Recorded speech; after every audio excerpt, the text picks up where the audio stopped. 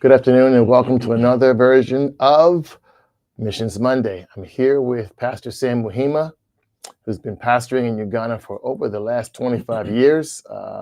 He's going to share with us how that journey has gone, and also is going to share with us what's happening and what's new and fresh in Uganda. So, Pastor Sam. Praise God. I'm again glad to be here in Baltimore. And I want to thank God for the opportunity to be here and just to share with everyone viewing right now. How did we come to Nansana? From Nakurabi, because that's where we started the ministry, from Nakurabi. And you were there. You remember that? I do. You remember the times we would go soul winning and visitations, and the church in Nakurabi grew very fast. Yeah, I was surprised at that. Yeah, that moved from Bible study. We had like 40 people that were coming, and then the church started, and then within a space of 3 years, we had gone to around 300 people. And of course, there was no space. So we prayed to God to provide, and then God provided Nansana. There was money that God gave, and then we went to Nansana in a place called Kauleng on a hill, and then bought the land there. And then that was 2005. In 2006, we moved to that place. I remember it was bush. There was no houses there. Wow. And people were saying, how do you move from a place where you have a lot of people to a bush, That's a challenge. It's a huge challenge. Yes. It even looks foolish. No, yeah, exactly. A lot of people were asking me, how, but what kept, what really helped me during that time was the voice of God. Amen. God had led me to that place, and because of that, when we bought the place, a lot of people again were not there, and because they feared the spirits on the hill and stuff like that. And so when we were there, people thought we were not going to last. But then we were there 1 year. Then we started to build, and people say the church is building, putting up an orphanage and the church building. And then people started to come and buying the place. And now it's a huge town. So the church kind of led the way. Exactly. And that's what they say. Because usually they say, we came because we said, if the church can be there 1 year, 2 years and survive, we can also go there and survive because the church is there. Wow. You're real estate pioneers. But take us back to that for a moment. I mean, you had a 300-person church in town. Yeah. And you left town. Yeah. You left civilization, basically. Yeah. With that huge number. And you moved to a desolate place. Yeah. No buildings, no water, no plumbing, no nothing. So this is God's place. The roads were not there. Roads. We had to make the roads. The church made the roads. Yeah, the church made the roads. Gosh.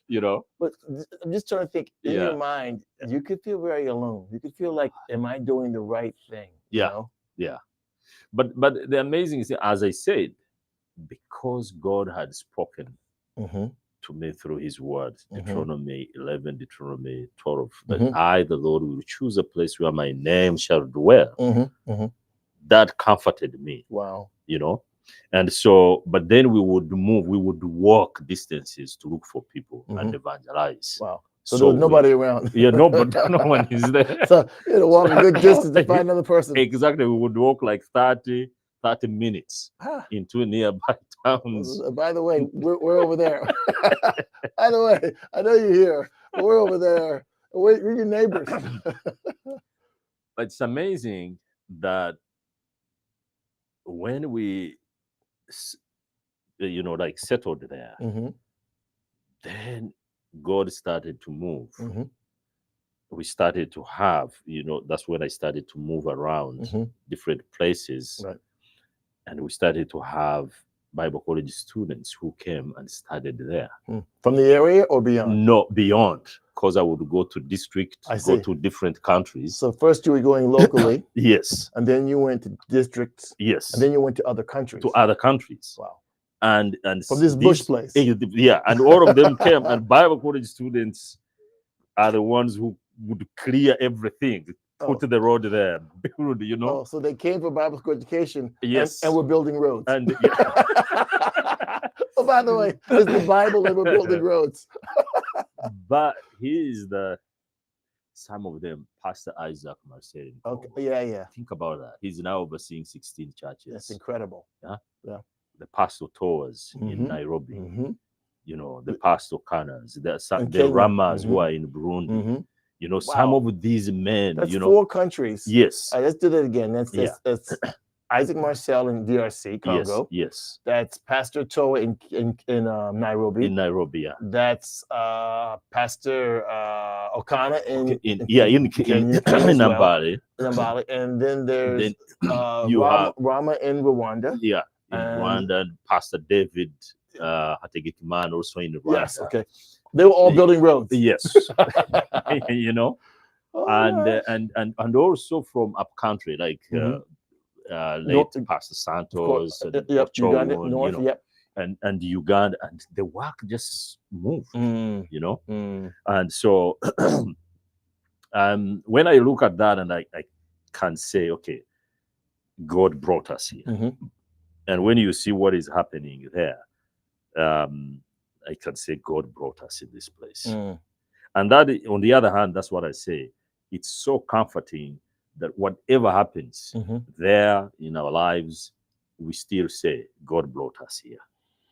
That's a good word. I mean, you think about the church that you're a member of. You have to put that in front of you. Yeah. There's a verse in Psalm 16, I've set the Lord before my face. Yeah. And I have done it, and I will not be moved. God brought me here. Yeah. And I have to keep that in front of me. Yeah. I have to keep me in front of me who God is and where God has brought me. Right. And you said in Deuteronomy 11, Deuteronomy 12, God will give you a place. I will find a place for you where my name can be proclaimed. And that's beautiful, because Isaiah, when you said, you know, Isaiah, I think 40 verse 10, it talks about that God has set his work before him. Yes. So, and once, and that's the work that it is before him. And once we keep our eyes on that work which is before him, then definitely, on the other hand, we are not moved, you know. So God brought you to a place. And then you brought people to the place where God brought you. Yes. That's so good. That on so many levels, that's so good. It's like, where do we bring people? We don't bring people to the place where we go. We bring people to the place where God has brought us. Exactly. You know, exactly. That's so good. Yeah. So that you're not now, you're building roads and building believers.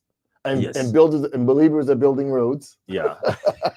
and believers building believers. Yes. You guys are like, I mean, I'm not a contractor, I'm a Christian. Exactly. So you're welcome.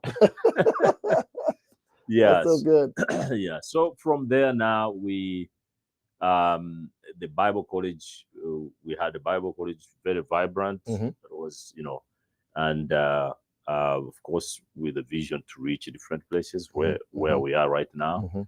But then what we have brought into a Bible school is a mobile Bible school. I think I've talked about that a little bit before. I think, yes. Mobile Bible school. And it's amazing. This year we have 2 churches of the guys that graduated from mobile Bible school that have planted churches in 2 places. Brilliant. That's awesome. Yeah, in 2 towns, Muhima and also Mbende town. Well, Mbende town and Muhima are open places we've never been, actually. Yeah, yes. Now that I think about it. Muhima is now, they call it the oil city. You know, they found oil and all of that stuff. Yeah, but but these gentlemen, mobile Bible school, we have a center where pastors come and are trained, leaders come and are trained in one place for 2 weeks. Okay. Yeah, in 2 weeks, we cover like 4 courses. Okay. And then with the practicums, Kind of like intensive training. Yeah, okay. It is intensive training. Okay. So, and then after 4 years, then if someone is called, then we can say, okay, go begin. Or other churches that want to affiliate with us, they say, like the center where we had a church, this gentleman has around 300 people, in his church, and he has asked, he's like, can I join the ministry? And we said, sure. Well, there's and definitely, he's also been in a Bible school. There's definitely a path to relationship when you Yes. have oneness in doctrine. Yeah. And nothing gives you that like Bible college. Yeah. That's important. I think sometimes we build spiritual relationships between ministries, and the oneness in doctrine is not so clear. Yeah. And then down the road you have doctrinal issues. But when the training is clear, yeah. It's not that we want you to whatever education you've had before is invalid. It's just that you really get a taste and an understanding of what we believe and how we operate in the life of God. Bible school gives you a great snapshot of that. Yeah. And now we have actually 6 more centers. Okay. So because of the teachers, so we've decided we'll do those ones during holidays. Okay. Bible college holidays. And then because then like we have a lot of staff, the teachers from other Bible colleges around us, like Chigoma, Pastor Michael. Okay, so you've got a greater resource of teachers available. Exactly. Okay. Yeah. So in between December and Feb, we shall send one team, like different places, Okay. 2 by 2. So now instead of you going to other places, you have several. You have you actually have Bible school teachers doing mission work. Yeah, exactly. They're doing missions, which is interesting, because most of the time we have a you come to us mentality. Yes. We have Bible school here. Yeah. It doesn't work so well when you do correspondence unless you really have to. It does, but there's no relationship connection. Really, it's kind of hard. Yeah. We have it in some places where we do correspondence, and it's very effective in those places. But overall, we prefer face-to-face. But you being able to send teachers out to locations and actually spend time and actually teach in a concentrated way is very fruitful for discipleship. Yeah, because we discovered if you have like people, most especially pastors, come to a Bible school, sometimes some of them have jobs, some of them are married, some of them churches, so it's you create like a warfare in their churches because they are not there, and then there is friction. So we said, can we maybe go into these locations and then begin this? So and we see the hand of God in it. We see it working. So, and we're still,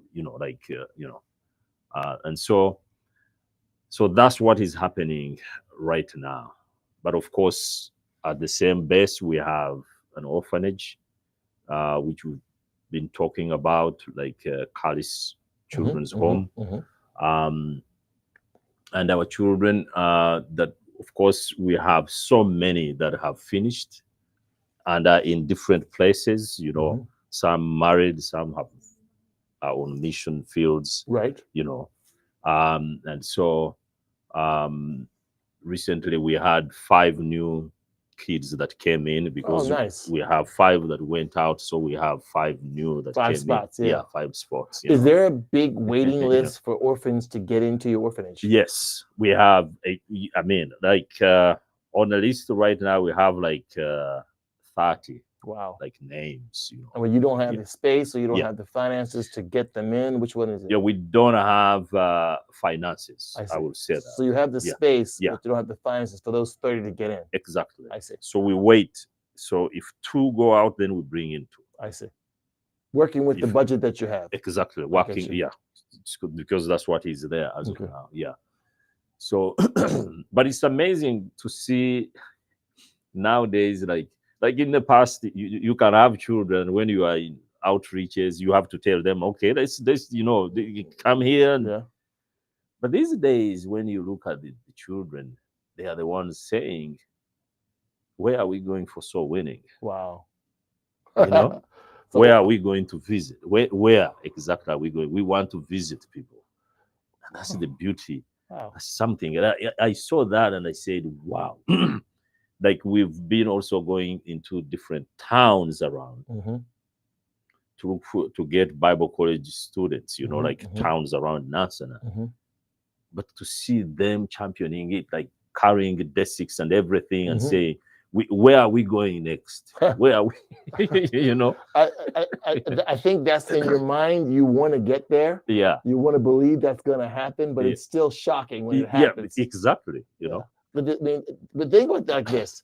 They grew up in the ministry. Yeah. In other words, they didn't grow up because of the ministry. Yeah. Like most orphanages, there's a ministry that supports the orphanage and helps them to grow up. Yeah. But they grew up in the ministry. In the ministry. So they grew up in it. Yeah. So they don't know anything different. So going soul winning is part of their life at 2 years old, 6 years old, 10 years old.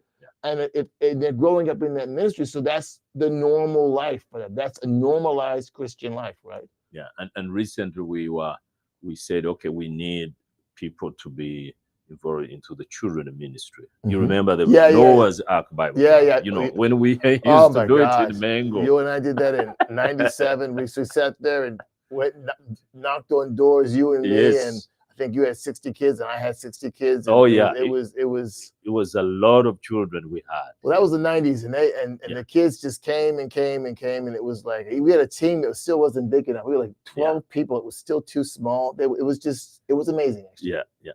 But then now to see some of these children at Carly's home saying, okay, we want to do the Noah's Ark Bible Club. Really? And now getting involved and go into the village and get these children and then seeing them, training them.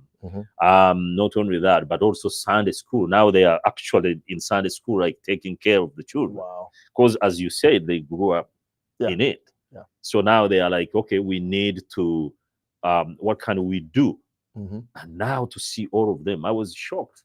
I think it was 3 weeks ago when we were talking about the Sunday school and all of that. And like 8 of them said they registered and say, we want to be part of the team, you know, like for the children ministry. So in other words, we don't just only give them food. We don't just only, take care of their fees and all of that. But then on the other hand, that spiritual part, that spiritual, investment. That's amazing. But to see it and them now making those decisions, This is part of the ministry. This is part of the mission. I think oftentimes we relegate missions to adults, and children's ministry is basically a Sunday school. And if you're fortunate enough, you have a bit of a youth group. But most churches don't have an effective youth group. Number one, they don't have a lot of youth. Number two, they don't have effective means or staffing to reach young people. You guys have got a generational layered approach towards reaching young people. That's exceptional. There's a lesson in that for us. And yours is fueled by orphans. Which is a huge thing. I mean, every time I come there, your entire worship team, except for your son, ushers, teachers, they're all orphans. They're all ex-orphans or orphans that grew up and became adults and are now actively part of church. And also, there's something unique in Nansana. Your service 3 times a week. There is no church in Africa that has that we have in Greater Grace that has 3 services 3 times a week. And I asked myself the question, say, can you get Africans to come to church culturally on Sunday morning, to come back out on Sunday nights? And your Sunday night looks like your Wednesday night. Yes, that's very true. I was surprised. I kind of sat back and said, okay, this is possible. It's not about it. It's an impossibility. But it's about being led by God and finding creative ways to create that. So when you're a young person and you grew up in 3 times a week church, when you're a young person and you're involved in outreach and visitation and training and learning and teaching, you grow up in that and you reproduce or you reveal what you grew up in. It's amazing. At first, some people said it will not work. this is a family day. You Yeah. know, some people were We're saying, off from work. yeah, I got yeah, time with this my is, family. you know, We're gonna go visit relatives, and those aren't bad So, choices. yeah, They're not wrong. exactly. Yeah, But at the same Yeah. time, Yeah. there are some who want an evening word. Yeah. There's some that maybe in the morning, for instance, they might not be able to. Yeah. Or there are some Yeah. who got to get it in the morning, but I also want it in the evening. Yeah. There are some who that's just how they worship God. Hebrews 10:25 means don't forsake the assembly, but do it the more, it says. Yeah. Don't forsake it, but do it the more. Yeah, do it the So more. if that verse is true in Hebrews 10:25, my church attendance shouldn't wane. Yeah. It should wax. It should increase. Yeah. Right. Because on the other hand, you know, Uganda is a young, you know. I saw an interesting statistic. I'm going to tell you on Uganda. Yeah. Over 65% of the population is under 30. Yes. That's incredible. So if you don't 65%. think about, so if you don't have something like that, an Yeah. evening service, where are these young people going to go? Potentially mischief. let's put the cat on the table. Nothing to do on a Sunday night. There's no school. Yeah, you know. Potentially mischief. Yeah. So, so if you have 56 to come, then I mean, you know, that's a good point. You know, but being able to offer a provision, for a weekend, not just Bible school, because for most churches, the weekend provision is an hour of evangelism and Bible school. That is the ministry besides the service on Sunday. But to offer a second service on Sunday without cutting into your Bible school, could be very effective. I did it for a short period of time in South Africa in 2000. A short period of time. We did 2 services on Sunday morning and night. I was surprised that we got an entirely different group of people on Sunday nights than the guy in Sunday mornings. Yeah, that's true. I was surprised. Yeah, we have actually some people that come Sunday evening that actually don't come Sunday morning. Yeah. You know, another way to reach people. Yeah. Wow. Missions, being creative. Yeah. I love the mobile Bible school. Yeah. I love the services 3 times a week. I love bringing people in and bringing them from far. Going to get them, as opposed to sitting and waiting for them to come to me. Take the mission to them. Right. I love the idea of bringing people to the place that God has brought me. Bringing people to the place where God has brought me. So you said, so the orphans now are pretty much doing a lot in the church. Yeah. A lot, and I mean, they are part of the team now. Because you know, you have some of them. They have grown, some of them. Wow. So, and even those that have left, you can see like Ruth, Ruth now leads the ladies ministry there. I see that. I actually look at some of the kids. I'm like, I knew her when she was 4. I knew him when he was 6. And what I like about your orphanage is that the relationship is long.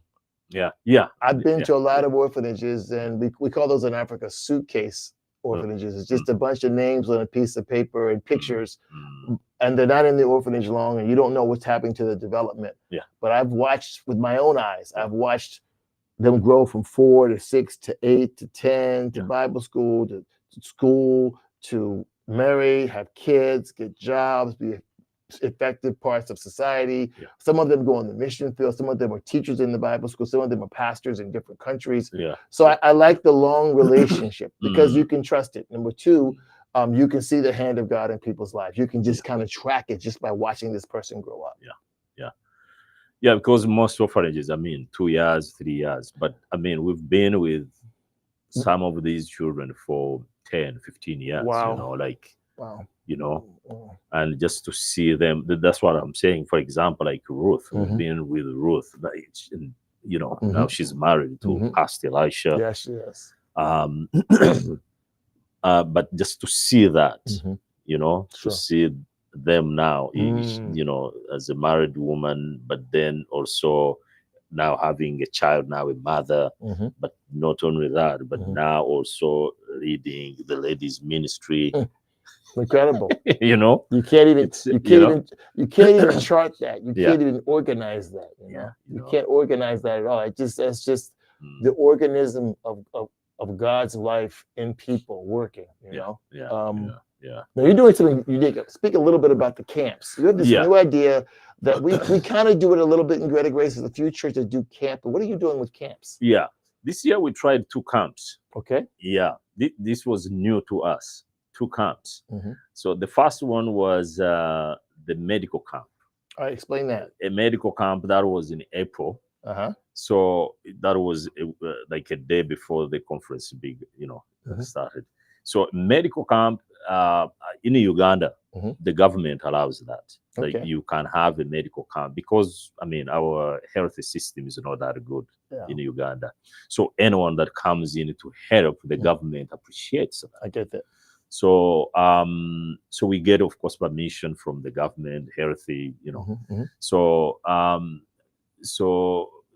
so what we do is we, after getting permission, then we tell people in the community that there is going to be a camp, a medical camp at church. Now, by camp, what exactly happens at the camp? Because the word camp, I'm thinking I'm American. I'm thinking we got tents out there. We're sleeping overnight in a tent. Okay. So camp, what do you mean? No tents there. Okay. Thank you for that. Nothing, not against camping. But when you put the word medical in camp, people don't. They think people. So, but what we do is we tell people to come. Okay. And camp without tent. Okay. Yeah. Then be in a place. And then have doctors come. Okay. So the doctors come. And when they come, then they begin to, I think, diagnose, diagnose, yes. The people. So you go meet the doctor, tell him what's going on with your life, physically, and then the doctor, they inspect you. And all of so you have doctors. Yes. So basically, you invite doctors to your church. Yes. Okay. Yeah. And I'm assuming nurses. Yeah. Also some medical nurses, staff. Yeah. And I guess some sort of like medicines as well. Yeah. Yeah. Okay, so you invite people around. You invite these doctors and nurses and I guess medical professionals to come. Yeah. And all be at one location. Yes. And then people around you in the community. They come. Yeah. To get treated. Yeah. But when they come to get treated, okay, this is what we do. We make sure we also have pastors on the other hand. Okay. And also counselors. Okay. So what happens is that they first come to the pastors. Okay. And the pastors, like in a church, they begin to preach. Oh. Preach to these people. And then, because most of them are not born again. Of course. So our agenda is, okay, as we give the medical kind of help, but we are looking at the spiritual part first. Okay. Really, how do we win the community? So it's a medical outreach. Basically, you have like a hospital day, basically. Exactly. So everybody in the community that would normally not come to church, come to the church because they know the church is a place of spiritual healing. Exactly. But get physical healing, get counseling, talk to a pastor, hear preaching. So you have guys preaching during the day. The pastors are preaching, and people are getting saved. Yeah. At the same time. Wow. No, in the chapel, one by one. Okay. Preachers, Okay. And then people, those who get saved, are escorted and written, followed up. And then, of course, others are led to see the doctors. Okay. And after seeing the doctors, if they didn't get saved in the chapel, then what we do is we take them to a counselor. I get you. Who also are pastors, born again. Wow. And then also talk to them. So if they don't get saved in the chapel, they can get saved with a counselor. So they're not leaving that property without hearing the gospel. Exactly. So basically, that's how it is. So basically, you come to the medical camp. Yeah. Immediately, you go to preaching. Yeah. And from the preaching. Yeah. From after the preaching. Yeah. If you want to see a doctor, hopefully it's not an emergency. If it is emergency, then we can say. Yeah. Okay. I got a broken leg. Well, you got to hear the message first.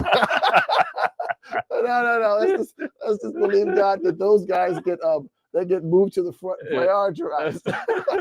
You can get the gospel after we set your leg. Yeah. Yes. So that's a great idea. I mean, if you can get the permission to do that, number one. Yeah. Number two, if I'm not mistaken, least what I remember, on non-Sinai Hill where you are, Yeah. it's a lot of people, but there's no hospital. Yeah. Is that right? Yeah, it's not there. No medical facility there. Right. So when you do something like this, everybody's going to come because it's the closest hospital to them. Yeah. Because this one that we did, we had 560 people that came. Wow. But then it was just on a one day. If they were 2 days, they would go to 1,000 plus, you know. So, but then we had 50 plus people that got saved. Wow. You know, that's amazing. Yeah. In one day. In one day, 50 people got saved. And we said, okay, this is it. This is why we have the medical camp, you know. But then on the other hand, something changed also in the community. Okay. The reputation of the church. Yeah, I would imagine so. Yeah, the people started to say, that church is good. Yeah, pretty much. You don't have to go to town, to the hospital. They bring buy medicine. I'm going there. Yeah. The medicine is given free, and the doctors are there. Well, so the doctors, so all of this is free. Yeah, yeah. So the community just comes. Yeah. Your church funds it. The community comes. Yeah.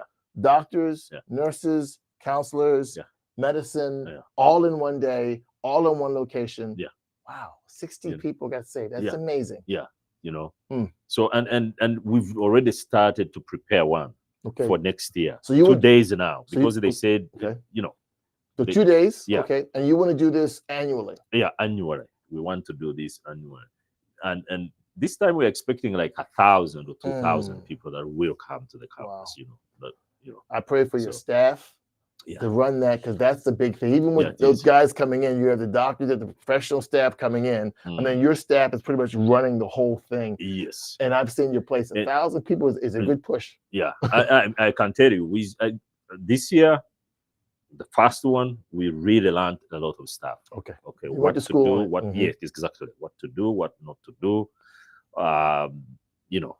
So this is a great idea. If you, I mean, a lot of our third world churches, we're located in places where hospitals are not nearby. Yeah. Or medical treatment is not readily available. Yeah. If a church or mission could get behind that, could think about a once-a-year program, even inviting one doctor in to treat a few people.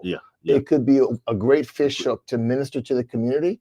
But also preach the gospel. Preach the gospel. Yeah. I would really encourage most churches, you know, like in third world, as you say, because having these camps, medical camps, the governments are okay with them. You know, they won't stop you because you are helping the community. Yes. And that's what they are looking for. But as you do that, of course, you are looking for, you know, I saw Muslims get saved. Wow. You know, think about that. Muslims coming and getting saved. And after that, coming to us and say, you people, we want to thank you so much. We've come here. Not only we've found medicine and stuff and drugs, but then we found also truth. Yeah, and that's the amazing thing about it, you know. You know, so then the second one is the Africa Camp Life. Camp Life, Camp Life Africa that we had just recently. And we want to thank God for the churches really here that were behind it. Pastor John Hab and Boeing Spring. Pastor Tom Smith in Virginia, Richmond. Yes. Well, actually, not Richmond, but I'm getting the city anyway. He's in Virginia. Your church, Owings Mills, Ken Fires in Florida. Pastor Dwayne George. Pastor Dwayne George, yep. You know, like some of these. Pastor James Bryson, Edgewood. Yeah. With a bunch of churches here. And I think Pastor Justin, because we had Fred Hill, Fred Hill. We had Baltimore got involved as well. Yes. Yeah. Like, and the team that came to really help, because we were green about it. We didn't know anything. Yeah. You know, it's quite something with a bunch of young people. Yeah.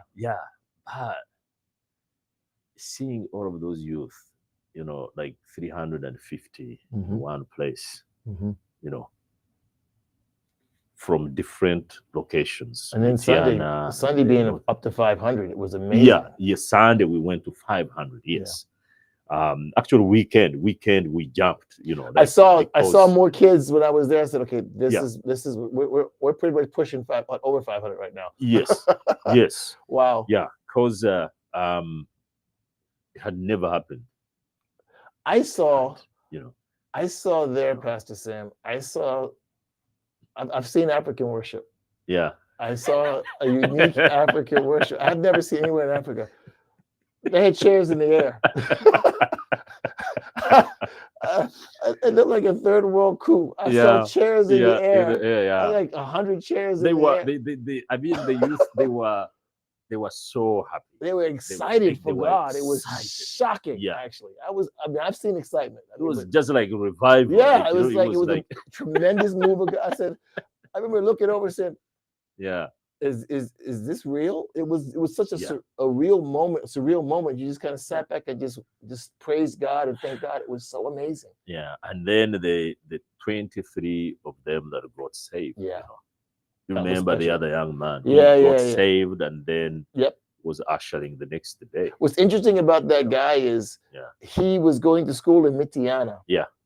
But he heard from his classmates that there's something happening in Nansana and Kabalingwa, actually. Yeah. And he's from Kabalingwa. So he didn't even know that the very camp he was going to from school was going back to his hometown. His hometown. And then he got saved on a Wednesday night, right? Yeah. And then he was ushering Sunday morning. I said, how does that happen? Saved today, serving tomorrow. Yeah. That's a move of God in somebody's life. That's amazing.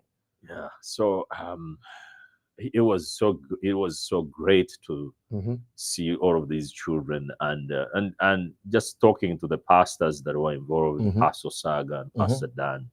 They will tell you how when these youth went back, like they were on fire. You know, and also in Chigoma, Pastor Michael was telling me how actually the youth have doubled in his church. Really? Yeah, because the ones that came, like they were, the youth being at the age, so, but when they came and were built up, they went back and started to minister to other youth in the community, which has made the church, when it comes to the youth, to double. That's amazing. To be able to do that is to turn your young people into ministers. Yes. Is an amazing, challenging thing. Yeah. But because they're so influential and they're so influenced, a young person is so influenced and so influential at that age. If they get on fire for God, they can lead a lot of people to Christ. Yeah, tremendously so. Yeah. So, it's amazing. So we next year again pray that and we believe next year it is going to double. I'm of the mind, Pastor Sam, looking at the reaction and response on the back half of Camp Life Africa, that we could be 1,000. Yeah. I think 1,000. We're gonna have some issues with space. Yeah.